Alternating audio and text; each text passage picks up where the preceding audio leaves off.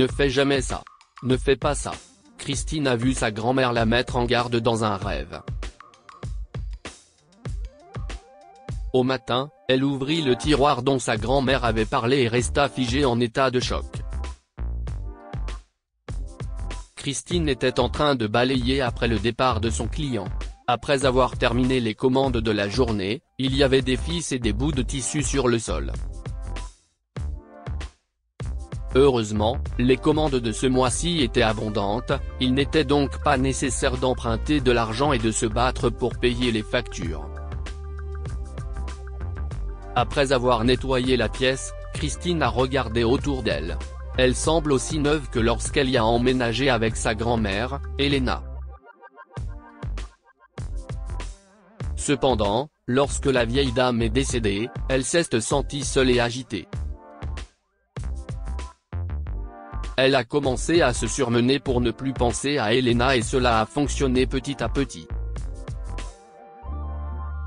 Elle commence comme assistante de laboratoire à temps partiel à l'université, puis passe ses week-ends à coudre des robes sur la vieille machine à coudre d'Elena.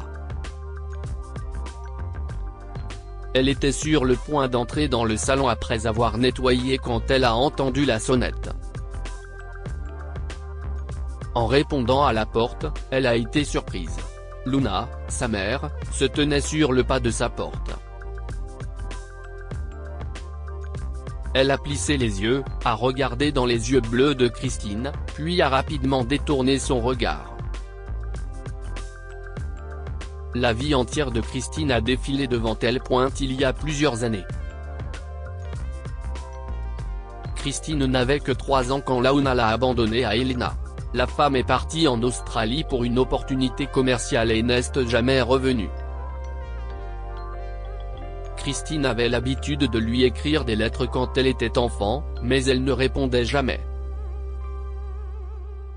En fait, elle n'est même pas venue assister aux funérailles d'Elena.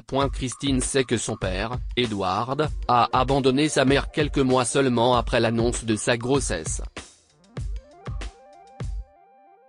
Il avait déclaré qu'il retournait dans son pays natal pour terminer ses études supérieures et qu'il reviendrait bientôt. Mais ce jour n'est jamais venu. Après le départ d'Edward, Luna a commencé à chercher des emplois pour subvenir à ses besoins et à ceux de sa fille. Il ne lui faut pas longtemps pour en trouver un bon, car elle est diplômée de Stanford. Cependant, lorsque Christine a 3 ans, elle doit déménager dans un autre pays. Peu après, elle a rencontré un homme nommé Charles, ils se sont mariés et ont eu un fils nommé Michael. Elle avait l'habitude d'appeler Christine à l'époque, mais Christine ne sentait rien d'autre dans la voix de sa mère que le soulagement d'avoir quitté le monde de la misère, d'avoir élevé l'enfant de son ex-amant et d'avoir enfin la famille de ses rêves. Alors quand elle l'a vu se tenir sur le pas de la porte, Christine a perdu son calme. « Mais qu'est-ce ce que tu fais là ? Va-t'en » hurle-t-elle à Luna. Luna lui a fait un léger sourire. « Eh bien, chérie, je ne suis pas là pour tourner autour du pot. Je me fiche que tu me pardonnes ou non. Je ne renoncerai pas à ma part de la propriété et à celle de mon fils. » Christine a été prise de court. « Tu es sérieux ?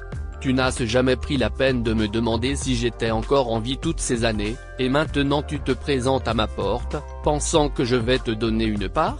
Pas du tout. Grand-mère me l'a donné, et je ne vais pas te le donner. J'appelle les flics si tu ne pars pas. » Luna prit une grande inspiration et s'approcha de la fenêtre. « Regarde ce que tu es devenue, Christine. Si est-ce ce que maman t'a appris ? Tu me parles comme si j'étais ta servante. Eh bien, tu n'as pas le droit de te considérer comme une mère, » dit Christine en la regardant fixement. Grand-mère était malade et avait besoin d'argent, mais tu ne nous as jamais envoyé le moindre centime. J'ai dû m'occuper de nous deux. J'avais juste 13 ans à l'époque. Tu crois que c'était facile pour moi ? Je comprends votre situation, mais j'ai besoin de votre aide, déclare calmement Luna. Michael est sur le point de commencer l'université, et nous avons besoin d'argent. Je veux que tu vendes cet appartement et que tu le divises en 3 parts, une pour toi et 2 pour Michael et moi. S'il te plaît, fais-moi part de ta décision. Luna s'en laissant sa carte de visite sur la table du couloir. Christine la jeta dans la poubelle et fondit en larmes. J'aimerais que tu sois là, grand-mère. Tu me manques. La jeune fille s'est endormie en sanglotant. Et cette nuit-là, elle a fait un rêve étrange. Elena était assise sur sa chaise dans le salon. Elle était terrifiée et répétait sans cesse la même chose, « Ne fais jamais ça, Christine. Ne vends pas l'appartement. Tu auras de gros problèmes si tu fais ça. » La vieille dame se rend alors dans sa chambre à coucher, où elle se tient devant un tiroir, triant des lettres dans l'un des tiroirs. « Je t'en prie, regarde dans le tiroir, Christine. » dit la vieille dame. Soudain, les rayons du soleil frappèrent le visage de Christine à travers les rideaux. Elle se réveilla et resta assise sur son lit pendant quelques instants, réfléchissant à son rêve. « Attends un peu, grand-mère m'a demandé de ne pas vendre l'appartement. » Mais qu'est ce qui s'est passé ensuite? Christine est finalement sortie du lit et a décidé de prendre une douche car elle ne se souvenait plus de ce qu'elle avait vu. Elle était sur le point d'ouvrir son armoire pour prendre ses vêtements quand elle a eu une révélation. Grand-mère a parlé de l'armoire. Et le tiroir. Oui, elle a dit le tiroir. Christine se précipite dans la chambre d'Elena et ouvre le tiroir de son armoire. Dans le coin le plus éloigné, sous de grands albums de famille, un certain nombre de lettres étaient attachées ensemble avec une corde épaisse. Il s'agissait des correspondances de Luna avec Edward. Par curiosité, Christine ouvre les lettres et commence à les lire. « Chère Luna, » dit l'une d'elles. « Est-ce que tout va bien, chérie? Comment vas-tu? Je suis désolée, mais je ne pourrai pas vous voir bientôt. Après l'accident, les médecins m'ont conseillé de me reposer un peu avant d'être prête à voyager. Mais s'il te plaît, n'arrête pas de m'écrire. Cela fait longtemps que tu ne m'as pas écrit. Tu me manques, ainsi que Christine. J'attends avec impatience de recevoir ta lettre. Avec amour, Edward. Papa n'a pas quitté maman? Maman a menti sur tout? Mais pourquoi grand-mère ne m'a rien dit? Puis elle a ouvert la lettre suivante, puis la suivante, et lentement, une image claire et dégoûtante du passé de sa mère est apparue.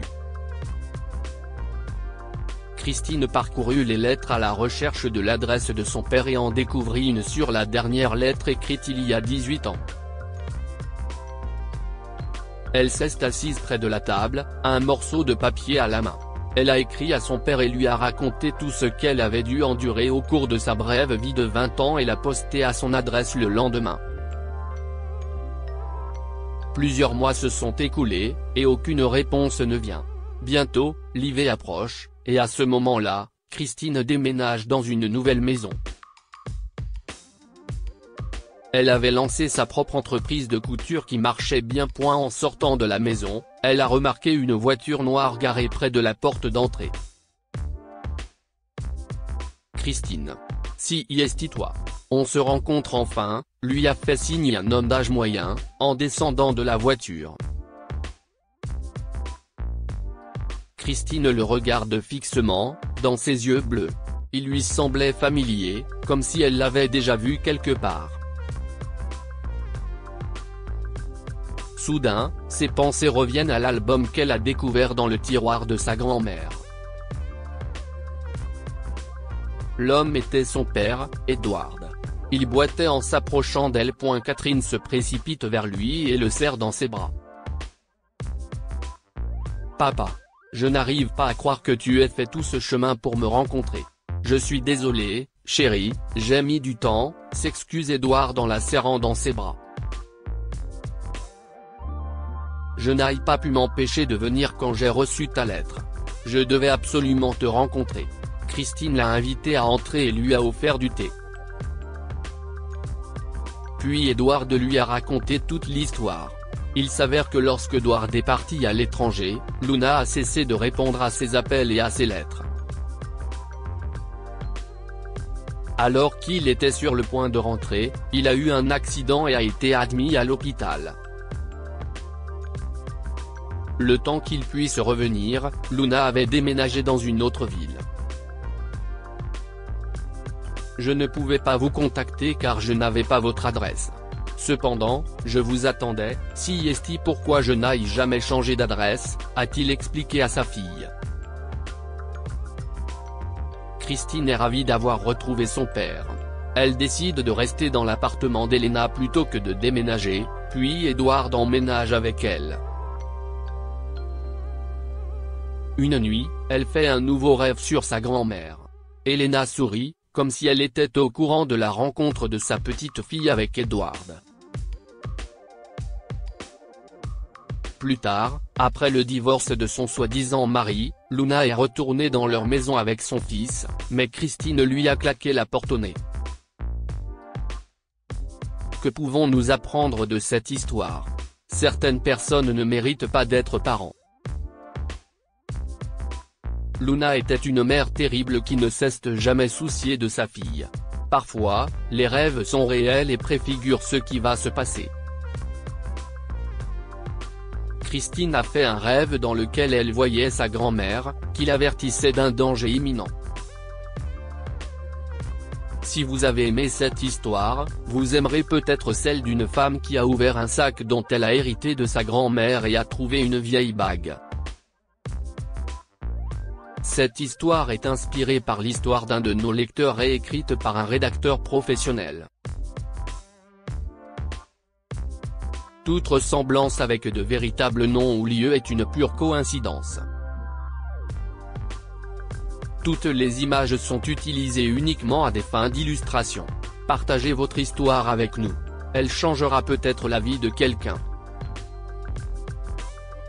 Si vous souhaitez partager votre histoire, envoyez-nous un mail à info@amomama.com. Abonnez-vous à Amomama sur Google News.